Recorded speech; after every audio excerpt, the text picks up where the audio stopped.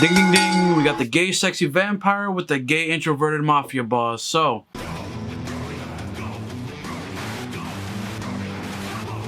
this isn't a versus video. This is just my personal opinion on which villain in JoJo's Part 3 and 5 compared to each other is better.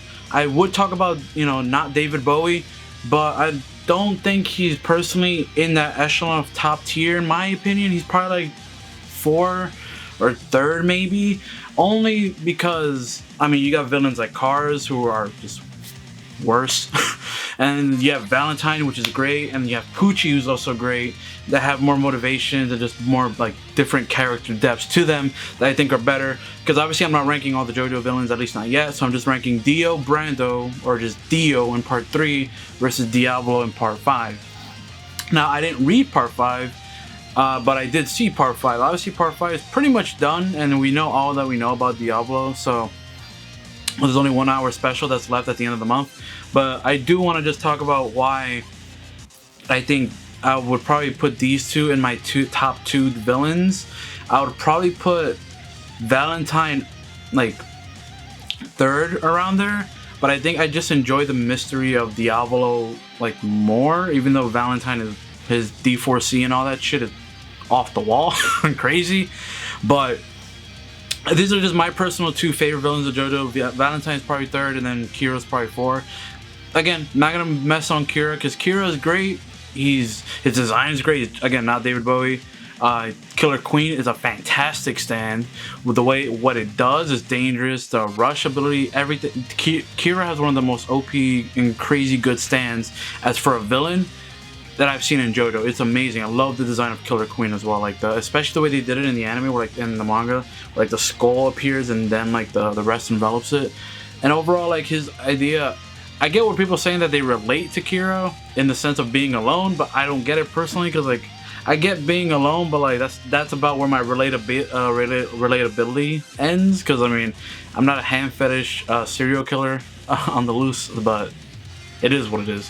But however, Dio and Diavolo, let's get to it. So the way I thought about these two overall is because, or the criteria that I thought of them in is like what they did, their impact, and kind of like their context within their parts. Again, this is Dio from Part 3, not Dio from Part 1. If I have to talk about Dio from Part 1, I will, like, because obviously they're the same, person. But I'm just gonna talk about them in their respective parts. So I'm gonna start with Dio. Dio as a villain in Part 3 was always interesting because as a villain in Part 3, he was always in shadow and mystery that you didn't, same thing with Diablo, that you didn't really know how he quote-unquote looked. You don't know if he looked the same after 100 years. That was like part of the interesting aspect of it, and I like that he was always in shadow for like literally 90% of Stardust Crusaders until the like last 10% of it. But I like that he was kind of like, you see him every now and then talking to his lackeys or learning stuff about the world, like through Eniaba and all that. I like his personality, and I guess I should, well, here we go, breaking my own rules again. I guess I have to talk about Part 1 if anything. I do like how Dio's impact just overall kind of affected the Joestars in general. Like I think the impact Dio has on basically being the curse on the Joestars basically, because one of the important things reading Phantom Blood and watching Phantom Blood was that he was told by the poison, the one that gave him the poison, that he basically had like impenetrable luck, like with the 3 dots on his ears and all that stuff. And it's kind of ironic that he has that as well as do the JoJos. So I like that he survived through 100 years being with Jonathan's body, basically becoming one. But also, I like the impact that he had overall on the Joestars and JoJos in general. And when it comes to Part 3, I think he's a great villain. He's obviously one note, kind of one dimensional in a sense, because like he's just ambitious. He wants to like rule over the world, or have all this money in Part 1, but really just take over and be the dominant species or whatever, right?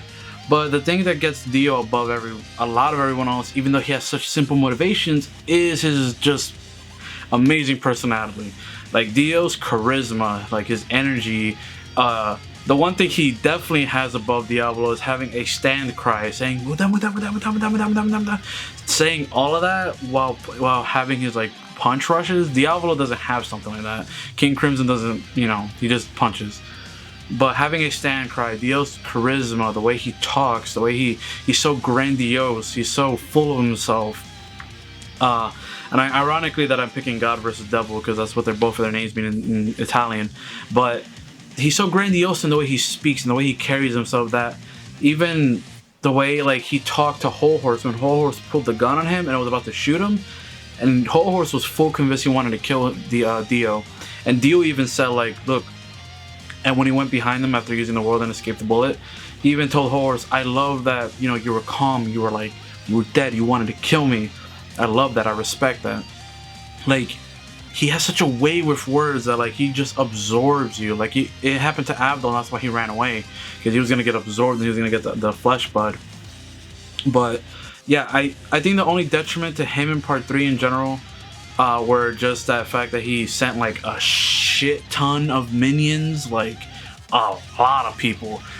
And don't worry, I'm gonna get to Diavolo soon. And like you don't really get to see much of him again. When he shows up at the end, he feels like the final boss. He feels amazing. He shows up.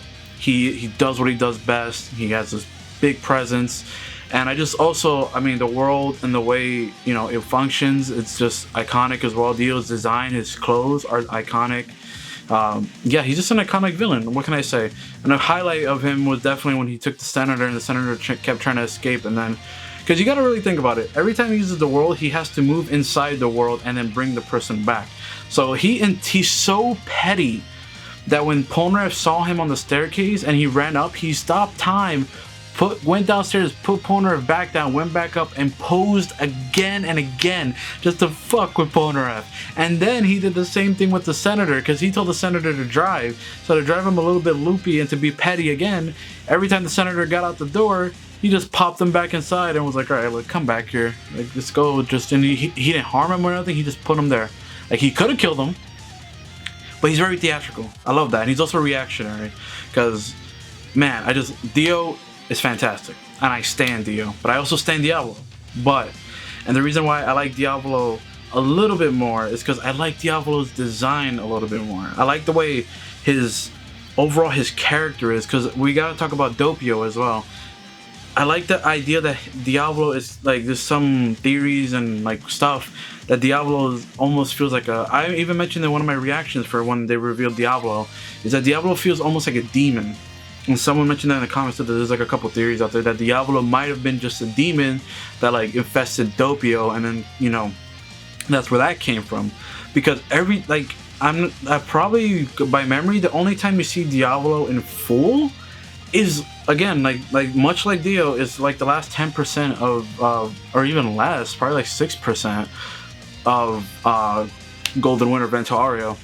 Because Diavolo, even though he shows up, he gets his body switched with Bruno. Bruno's inside Diavolo, so I don't really count, but his design is cool. But I think Diavolo's design is badass. It's not iconic, but I think for me, I just like the pink hair, the way he I just like the idea that this is a mob boss, you know? I also liked how Shadow, like, you know, we saw Dio in shadow all the time because he was enclosed. Diavolo, we saw him in shadow in like the daylight, anytime, like he was just in shadow for no reason. Like all the time, he was just all blacked out. And he honestly looked more like a mob boss at that point. Like he had like a lower haircut and like a suit and everything, and then he had King Crimson out and talking through King Crimson. That's why I like the ethereal nature of Diavolo. And Diavolo's motivation and stuff, while simple, are kind of intricate and still make sense to me, because Diavolo is a mafia crime boss. If people knew who he was, I don't think he has Epitaph on 24/7 to just see every 10 seconds of his life forever. So it's interesting to see, because someone could just snipe him right out of nowhere. He wouldn't know. Someone that knows his identity and wants to assassinate him could just be far away and boom, shoot a sniper shot and kill him. He wouldn't know, because again, I don't think he's so secluded in his own mind that no one knows who he is, that he would even be aware that he's, you know, that he got targeted. So I like the nature of that. I also love the Doppio aspect, that like this guy is two different people, like entirely. It's funny because people say, oh, it's a dual personality, and while I do think that, it is kind of interesting to say, because it's more like dual people, because I know it's like personality, but the dude changes entirely physically, entirely into a different person. It's not like he stays as Doppio and switches into King Crimson. Wow, into Diavolo. He's like when the iconic moment goes in, switches, takes his shirt off, revealed. That's how Diavolo looks. So while he doesn't have it as an iconic look as Dio does, and probably the braggadocio and like the very like, you know, big, like, I don't know, the way I think of it is like they contrast each other in a sense, because Dio is so grandiose and like basically ethereal, and like people praise him like God. And I think the counter to that is the devil, obviously, and people don't like talking about him, which is Diavolo. People don't like talking about him. People that talk about him or even mention his name or even know a bit about him that he's not concerned with get put away and they die. They die like La Squadra. That, like the one dude that they chopped up because he got too close to something. So he's like the devil, and I love that they're like so polar opposites of each other. One's so grandiose and one's so like secluded and like Dio does not give a shit about appearing. He was just waiting to be like healed completely, or like 90-something% to go out into the world and be like, hey, yo, what up? I'm here to rule the world. Diablo's rolling through the shadows and like manufacturing everything. But now King Crimson. King Crimson is a magnificent stand. And while I do love the world and it's iconic, I do think the anime pushed me into the King Crimson side, in my opinion, for like over the two. Only because, and before you get your panties in a twist, the world and King Crimson have both they're basically the same stand in terms of almost everything except resistance, I believe, and one other thing. But they have the same rush speed, they have the same rush power. So just because they're a little bit thinner, that's just Araki's different art style. Because if you've seen even the manga books, the hardcover ones, like they're the updated ones, the world is very thin. So is Star Platinum in part 6, you know. So I love King Crimson's ability. While I do think it's ugly that he has Epitaph right there, I do love that King Crimson can skip time. And the way the anime did it, like the way like it shatters reality and you go into space, I love the way he did that. His stand was so powerful. His stand was so powerful for people to understand, because what he does not mess around. He's not like Dio. Dio, while he did kill Kakyoin, he messed around a lot. Like, he didn't kill Joseph. He stabbed him in the thing. Sure, that probably would have killed someone, but he loves to mess around a lot with the world. Exactly. For example, like I said earlier with Polnareff and the Senator. With Diavolo, he literally uses time skip only absolutely necessary and to kill people. Like, 100%. He did it to Narancia. He did it to Bruno. Because Bruno died at that point. He just came back from, you know, anime reasons or manga reasons.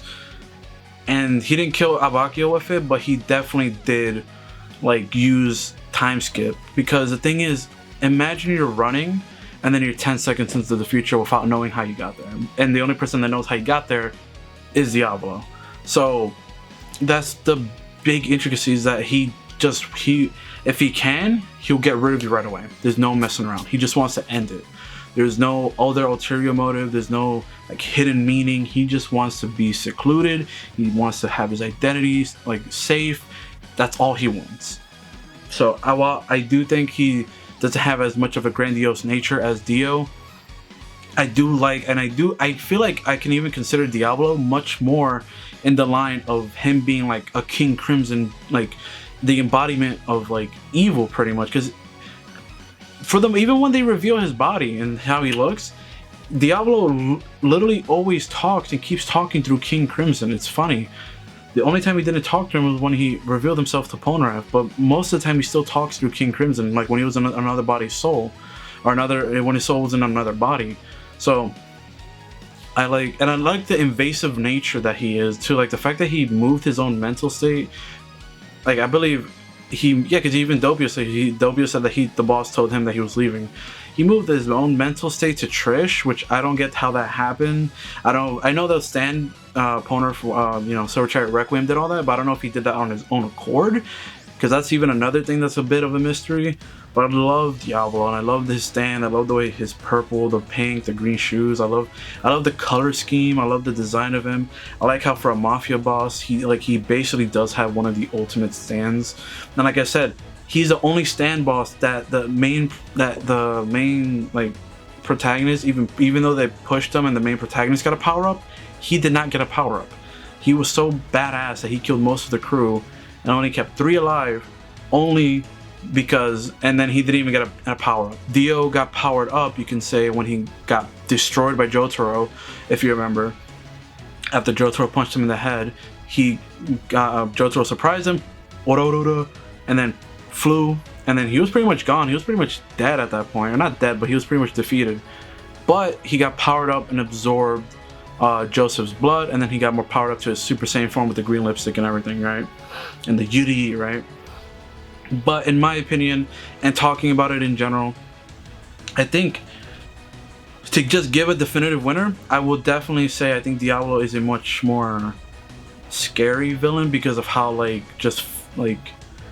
but this is such a variable, because I love Diavolo because of how secretive he is and how you know how much he just kills you and he goes for the kill right away. While I do love how Dio is just kind of, he messes with me, fucks with you a lot, and he's super petty. Sorry, it's hot and it's like 90 something degrees out and it's raining, so. But yeah, so in my opinion, I do think Diavolo is my favorite villain, and if not, it's tied with Dio at number 1, because both of them I stand heavily. D4C and Valentine are number 3, and I definitely would put Kira like number 4. Okay, this is just a quick editor's note.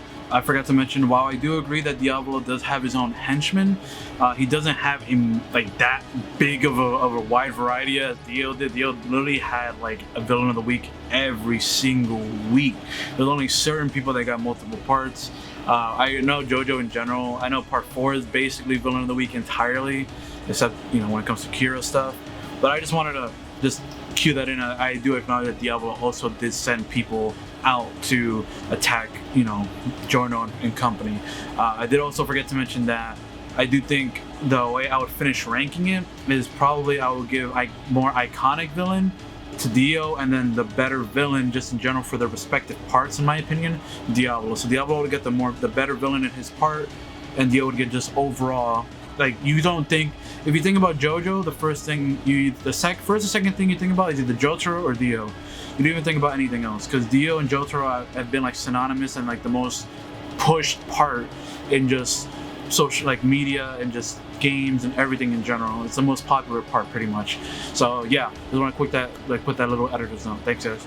For all that being said, hope you guys enjoyed. Make sure you guys like, comment, subscribe if you share the video if you enjoyed, and follow me on my Instagram, Twitter, my Snapchat down below. Make sure, what do you guys, leave me down below in the comment section which character you like more, Dio or Diavolo, or which one you prefer as the villain, or let me know your favorite villain in general.